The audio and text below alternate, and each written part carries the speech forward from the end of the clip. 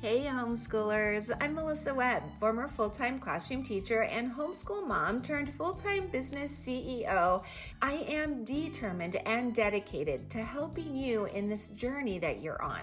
Yes, I want to give you sound, educational, practical tips and advice, at the same time making sure that you're enjoying the family journey that you are on. So if you are looking for a place to be encouraged and inspired, you have found the perfect podcast. Homeschooling is a work of heart is truly the perfect place to start. Welcome. Let's jump in.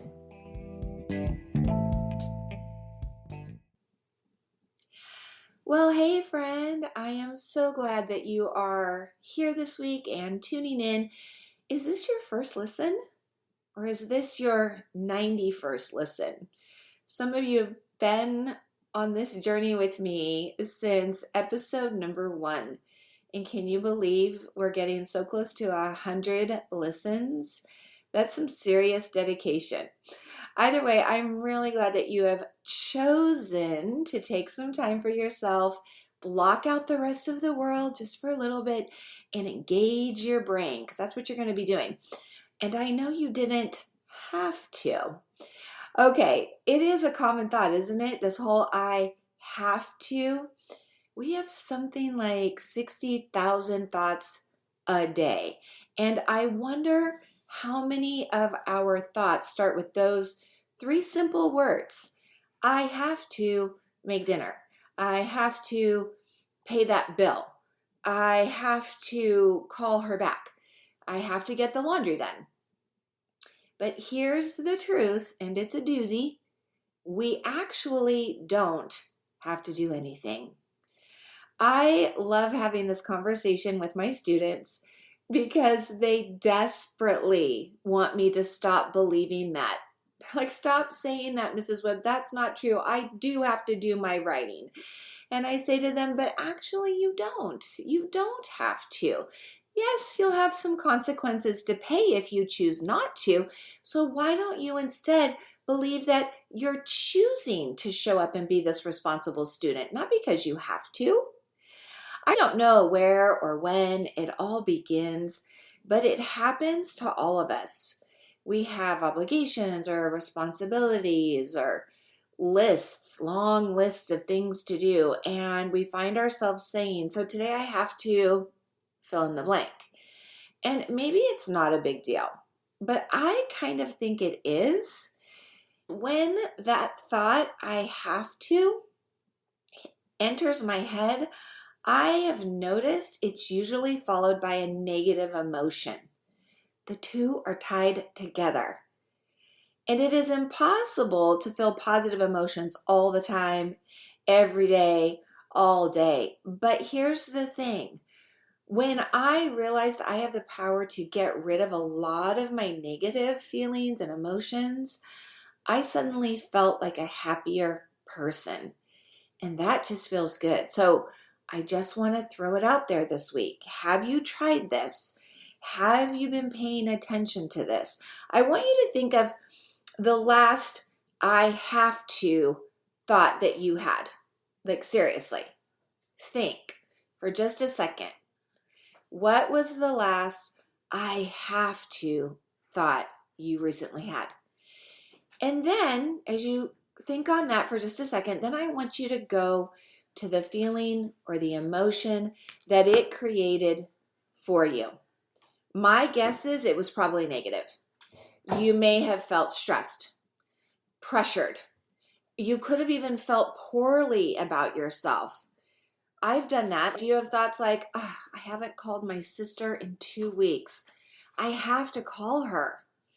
Where is that coming from? That's obligations. You're like, no, that's a good thing. That's me reminding myself to be responsible. Yes, but then how are you feeling? Are you feeling those negative emotions? Obligated, stressed, pressured, or poorly about yourself? I mean, just notice, like, we do not typically say, I have to eat some ice cream tonight. No. And here's the good news. We can also stop saying, I have to stop eating ice cream tonight. No, you don't. You don't. I think when we say things like, I have to stop eating this, or I have to start eating a healthier, cleaner diet. Like, all of those sound so good, don't they? They sound like, oh no, those are great thoughts. Those are beautiful thoughts. Not necessarily if they're creating negative emotions for you. There are other things we can say. And that's important because what we get to do is choose. And with every choice we make comes a result. So let's talk this week about how shifting from a mindset that's centered on obligation to one that is centered on ownership empowers us. And by us, I mean, yes, us as the adult, as parents, but we can also use this knowledge and information to empower our children. So this is what I want you to toss around in your brain, certainly right now, but as your day goes on, pull this back up. If this really triggers something for you, I encourage you to grab your journal. Write this out. You have so many amazing thoughts. Get them out on paper. But this is the concept I really want to focus on it. When we say, I have to, we tend to feel powerless. Like, it's not what I want to do, but I have to do it. When we say, I choose to, we reclaim that power. And that's really important. Okay, so listen to the difference. I could say, I have to pay the water bill today. And notice how that's just an obligation. I could feel stressed, like, when am I going to do it? But if instead I changed that to, I don't have to pay my water bill today, but you know what? I do want to pay my water bill today. For one, I love having running water. For two, I don't like paying a late fee. Do you see the difference? I'm still going to pay my water bill one way or the other, but one feels more of the have to obligation, whereas the other one is I choose to. And it has a more positive feeling. I'm capable of it. I can do this. Far more empowering. So with your children, do they ask you a lot of, do I have to's? I remember when the boys were younger and they would say, do I have to, again, fill in the blank. Do I have to write today? Do I have to finish that paragraph? What if you said to your child, nope, you actually don't. I think you should. I think it would be a really good decision on your part. But you could always instead pay the consequence of not getting it done. I mean, that's going to get your kids' attention. Whoa, wait. I thought I had to. What if you said, no, I'm going to let you choose? I mean, some consequences, you could have more work to do tomorrow, and that could make tomorrow feel even heavier or more stressful. You have more time today, so doesn't it seem like a good decision to get it done today?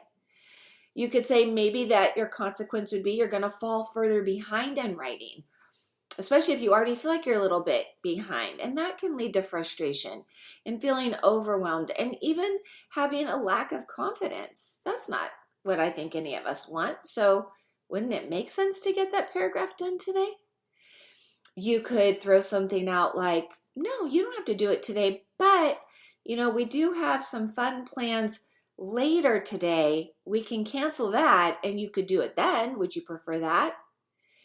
You can see how just having conversations like this are going to be eye-openers for your kids, but I want it to be an eye-opener for you as well. Some practical examples of how we can empower choice will come from the things that you say. And this is an opportunity for us to guide our children, to weigh the possible outcomes. This is a time where we can teach our kids how to make wise decisions, not by demanding obedience. And again, not telling them they have to. Wouldn't it be nice if you didn't have to say that all the time? Because you don't. You really don't. So instead of, like in this example, instead of saying, you have to finish that paragraph now, sit down. Instead of saying that, I just want you to consider trying this. So honey, you can finish that paragraph now before lunch.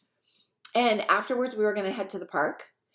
Or you could take your break now and then finish it here. Dad's going to be home. We're all going to actually head to the park on our bikes, but you don't have to go. You could stay here and get that writing done.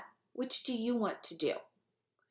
Again, it's not to coerce them or trick them. It's to let them decide. And sometimes your child may say, you know what? I really would like to take a break now. I'm okay not riding my bike to the park. I would rather stay home and work on it then. Excellent. Again, you're not trying to coerce them. You don't want to trick them. You want to empower them.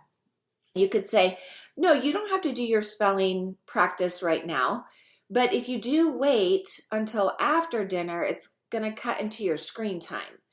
Up to you. What do you want to choose? Or, nope, you don't have to correct that math page yet, but if you do wait, it's going to be the weekend, and you're going to need to use your Saturday morning to catch up. Is that what you want to do? Or did you want to take Saturday fully off? What do you want to do? You also could say, no, you don't have to work on that project, read, whatever the thing is. But if it's not done by Thursday, you are going to miss out on movie night because you're going to need that time to finish it before Friday. So what is your plan? Again, these are not punishments.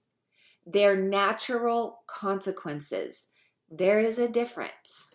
Having this conversation, super powerful. We want our children to take on more ownership, and they will do that when they believe that they are part of their own decision making. So important. Okay, so I have 3 ideas that you could practice this at home. The first one that comes to my mind is to practice awareness on your own part. So start to listen. Do you tell your kids you have to? Start there. Do you say it a lot to yourself? If so, that's where I would recommend you begin. You want to note that. You want to journal about that. Spend some time. Why do I do that? How long have I been doing that? What other word choices could I pick? For instance, you could change you have to you can. You can do this, or you can do that. Again, giving options. Once you start to practice that with yourself, practice it with your children. You're not forcing your kids to do things, you're offering options. And you're letting their consequences become the teacher. That's really powerful. I would love for you just to try this for a week. And I know some of you are going to say that just wouldn't work for me, that wouldn't work for my family, that wouldn't work for my children. But if you tried it, why not try it for a week? I would love to know what changes you notice, if any. Did it actually create a problem or an issue? I'd love to know that too. Every family is different, and I would love to learn what is and isn't working for you as a homeschool parent. Now, the second suggestion that I have for you to practice this moving forward is to start talking out loud about your own daily choices, because you're making choices all day long. You are. Maybe you're not noticing it, but you are. So let's just say you hear the dryer go off. Normally, you wouldn't speak a word, right? You would just maybe head over there, start hanging clothes, folding clothes. Instead, I want you to just consider speaking out loud. You might say, oh, there's the dryer. I really don't have to fold that laundry right now, but I don't like to wear wrinkled clothes. So I'm going to go fold the laundry now. And you don't have to make a big teaching moment out about it, but you could come back to it later. Remember when I gave that example? This is just an awareness, eye-opening experience. But when you let your kids hear how you think internally, you're modeling that internal motivation that you have. And they are hearing how you think. That is such good teaching. It's good teaching because it is real life learning. You could even talk to your husband about this. And as dad heads off to work, encourage him to say something like, as he's giving his hugs, I don't always love going to work, but I know I don't have to. I know I get to go to a job that allows me to take care of all of you, and I love doing that. This again provides such a real life moment where so many things are happening, so many good things are happening, so much modeling is going on that I hope you consider giving it a shot. Lastly, and I highly recommend this if you've not been doing this already, there are so many cause and effect games. You could find them on Teachers Pay Teachers, Amazon. There's board games. There are puzzles. There are cause and effect puzzles where you actually have to put the puzzle pieces together that match the cause to the effect. So this would be a great thing to put into practice because, again, it's going to offer you a bridge. So you're going to talk about cause and effect. And, it could be things like, oh, I left the door open and my dog ran outside. So they match together the puzzle piece of the open front door and they put it together with the dog running out the front door, right? The cause is that the door was open. The effect of the door being open was that the dog ran outside. Cause and effect, okay? Now the bridge there is that later, when the timing is just right, you'll be able to talk about the decisions we make are also causes and effects. As well, you could tie this into other subject matters. Let's say for science, you're doing a life science project and you say, okay, so we're going to take this plant and we're going to put it inside this dark cupboard and we're going to just let it be for 2 weeks. And we will, add water, a few drops of water every few days, but no sunlight. All right, so no sunlight's going to be available. Make your predictions, what's going to happen? Well, the cause, no sun to the plant, is going to have an effect. And in most cases, that plant is going to wither. It's not going to look as healthy as the one that was getting the sunlight. So again, you can see where cause and effect are a huge part of our lives on a day-to-day basis, but also by subject matter. I've been thinking about a history example. Gutenberg invents the printing press. That was a cause. Because Gutenberg invented the printing press, books became more accessible. And then more people learned to read. Cause and effect. Again, it's a great bridge for later on you talking about, well, you're going to make a decision here. Because you chose to sit down and get that paragraph done as the responsible thing for you to do, we're all going to ride our bikes to the park. That's the effect. Or you're going to stay home because you didn't finish it, and we're going to go to the park without you. Cause and effect.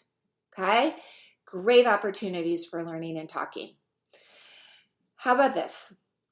Because you are going to choose to empower your child to make excellent personal decisions, the effect will be that you will have a more independent critical thinker in your family.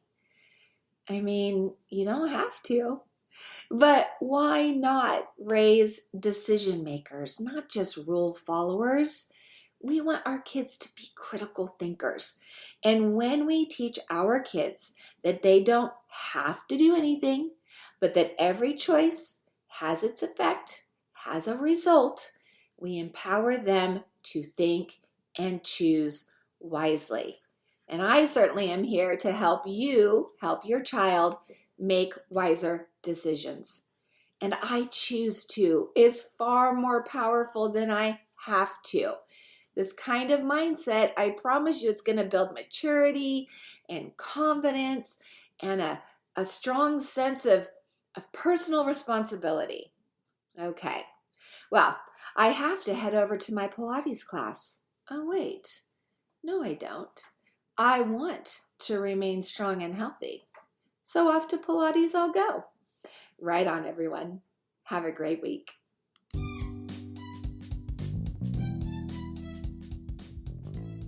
Well, thanks so much for tuning in and listening this week.